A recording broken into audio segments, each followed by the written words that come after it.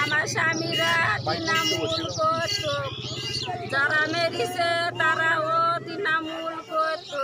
সামনে ভোটে ওরা কংগ্রেস পার্টিতে চলে গেল। আমার স্বামী যায়নি কংগ্রেস পার্টিতে, আমার স্বামী কংগ্রেস পার্টিতে যায়নি, সেই রাগ ছিল কংগ্রেস পার্টি করতে। পুলিশ হলো এখনই আমার স্বামীকে মারার লাগে আমদানি ঘুরে বেড়িয়েছে। আমার এক চার শ্বশুরকে যাই আমদা বাঁধি দিয়েছিল, পেলি দিয়েছিল।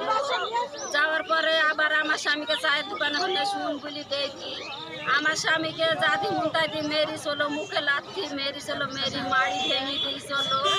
আমি বহরমপুর কলকাতা কমনি যাই আমার স্বামীকে ভালো করে নিয়ে আসার পরেই তো আমার স্বামীকে কাল রাতে এই ঘটনা কেন মারলো? ওই তো পার্টিগত মেরিছে আমার স্বামীকে। তাছাড়া আমার স্বামীর কোনো দোষ নাই, ওই যে কংগ্রেস পার্টি করেনি এইটুকু আমার স্বামীর দোষ।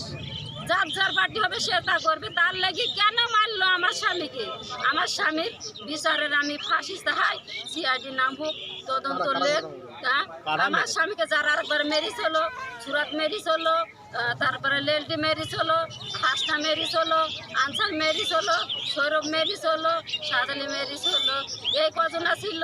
আমার স্বামী আমাকে এসেছিল, আমার স্বামী নিজেই বলছে মার ভাইয়ার আর আমাকে মারলো, আমাকে এই করে ডাকলো, এই করে ফেলে দিল, আমার মুখে লাথি মারলো, আমাকে জাতি মুন্টা দিয়ে আমাকে আশেপাশে কিন্তু মারলো, আমি বুঝতে পারবো না।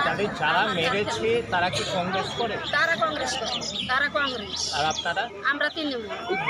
ভোটের আগে কি সামনে ভোট আছে সেই কারণে কি হ্যাঁ, সামনে ভোট আছে এই কারণেই করলো আমার স্বামীকে, তাছাড়া আমি কিছু বুঝতে পারছি না, এর কারণেই করলো।